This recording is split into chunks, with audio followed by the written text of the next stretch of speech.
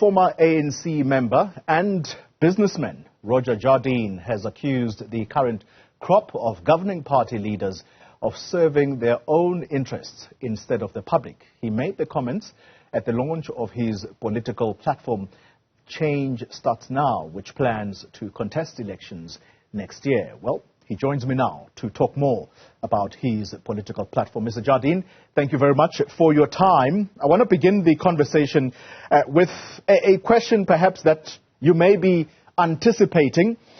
At the launch of your political platform on Sunday, you used the word jaded to describe South Africans' attitudes towards the government of the day. Now, some will say experience has taught this nation to be even more skeptical about business people or people who come from the business world wanting to enter politics. Can you assure South Africans that no skeletons will tumble out of your cupboard?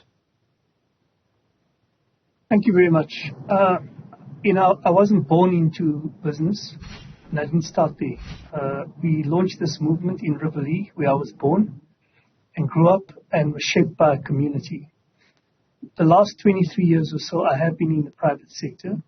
I fully understand the cynicism that's out there. And I think it's incumbent on us to show through our programs and our policies that we are focused on the right things. And to be focused on the right things means that we put the lived experiences of South Africans at the center of what we are trying to do. And so Change Starts Now is a movement that will go out and talk to South Africans across the country to shape a platform informed by what they have to say. No person, no business person, no individual can simply arrive and say, here I am, follow me. Leadership is earned. Leadership must be developed and shared, leadership philosophies and that sort of thing. And that's what Change Starts Now intends doing. Yeah. And so it's clear, I think, to everyone listening that this is a political platform, and as you say, you are embarking or about to embark on a listening campaign to all members of South Africa.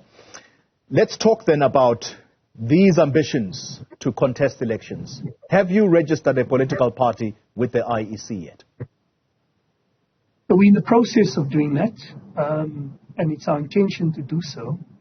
But let me say this. I mean, part of the reason why we're here and why I'm here, I think we are at an urgent political fork in the road in this country. We can't carry on this way. And so the election next year is a very important election for our country and for our people. We intend listening to people across the country, talking to a range of stakeholders, including other parties. I think the days of having good guys in one camp and bad guys in another camp are over. We need to find a center. There are many things that South Africans can disagree about. But we would like to move towards finding the things that we can agree on so that we can go into an election in the broadest possible and diverse coalition to change the government next year and to focus on the right things for our country. How much time do you have, Mr. Jardine, to set up structures across the country to avoid a label that will say, this is a one-man show? Well, we don't know when the elections are going to be. I mean, the question's been asked quite often, how much time do we have or this movement? The question is really, how much time does South Africa have to carry on this way? And so we're going to work very, very intently on being ready to contest the elections next year so that we can put this country on the right path. This is not a one-man show.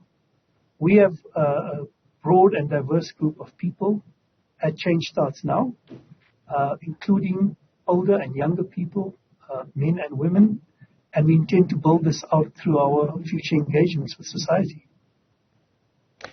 Perceptions are already forming around this platform, or at least your candidacy, and that is that you are big businesses' preferred presidential candidate.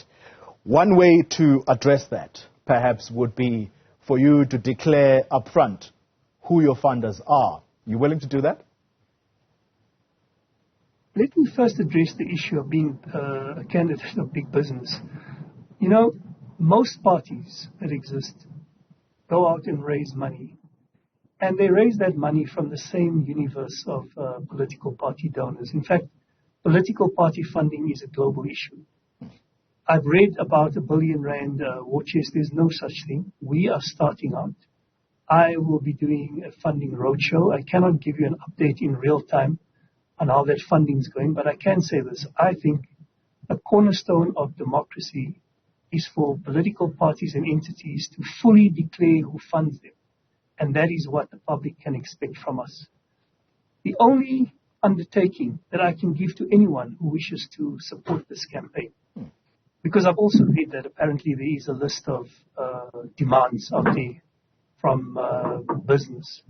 All that we can say is, if you want to support this campaign, we can undertake that we will address the issues facing this country, the lived experiences of ordinary people. It is utterly shameful that a grandmother has to sit in the sun and wait for a pension payout. That is an easy thing to solve, and I suppose that's where my immediate past background can come in handy, because we have solid platforms, payment platforms in this country. Other countries do it, India, Brazil, around the world. They utilize existing infrastructure to make the lived experiences of people simpler and better. And so secondly, the way we judge, and I will ask South Africa to judge what we are doing, is not by this. I understand it. I am the immediate past chairman of one of the largest financial services institutions on this continent. And so that connection will naturally be there. But I think when we set out our policies, our action plans, where we want to focus our interventions going forward, that should give people comfort that this movement is not about satisfying big business. All that we can say to business is, support us. We can undertake to create a stable society in which businesses can grow, your company can grow, you can employ people, which is very important. Yeah. Fikile Mbalula, the Secretary General of the ANC, has accused you of bribing ANC members in order for them to join your movement. In fact, I don't want to put words in his mouth. We exactly have that soundbite from Mr. Mbalula. Let's just take a listen for a moment. These are beneficiaries of black economic empowerment policies of the ANC, who are today in the deep pockets of capital and are turning on the revolution. And the revolution will be defended by the masses. And those beneficiaries, we have seen them in different phases, decampaigning the movement. We now know that this is a well-organized and funded campaign by big capital in our country to depose the ANC in the upcoming election. Roger Jardine, that's Fikile Mbalula, the Secretary General of the ANC. They're making a direct accusation against you and the platform you seek to launch. I think the only accuracy in that comment is that it is a campaign that wants to change the course of South Africa's government and governance, and that we seek a different agenda for this country. I don't think there's any merit in 2024 next year and in this modern era to use that kind of language when we live in a modern world and we're faced with very real problems in our society. So again, when we talk about the face of this campaign, we must also talk about the face of government. And this government is the face of corruption, it's the face of incompetence, it's the face of a lack of empathy, and that is why people are suffering on a daily basis in the country. So let's keep the debate where it belongs. What are we going to do to improve the lives of ordinary South Africans? Final question to you, sir, and it's got to do with coalitions. Political observers saying this is probably going to become even more prominent. Now, recently, you were linked to the Moonshot Pact, or otherwise known as the multi-party charter that's spearheaded by the Democratic Alliance. You're saying you're talking to stakeholders. Where do you stand as far as that political party platform is concerned? Do you still intend to become its face? Are there any discussions of that sort? So I really want to discourage the notion of an individual stepping forward and becoming the face of anything. There are many talented and skilled South Africans who want to come together to find a solution. I have not interacted with multi-party charter members. I think they've put considerable work into finding common ground to take this country forward. I look forward to talking to them, and I'm going to be saying to them, we are here, we see ourselves as adding to the initiatives that have already been started, and we approach those conversations with deep appreciation and respect for the work that they've done. I have had a conversation with the Democratic Alliance. I think in our democracy, as we seek to move forward, the only way we're going to do so is if South Africans come together. There are so many things that we can disagree about currently, whether it's policy or future direction and that sort of thing. But the time for ideology and dogma is over. We have very real problems, and we need real solutions. And so on the basis of a shared and common platform going into the elections next year, we will have to move forward.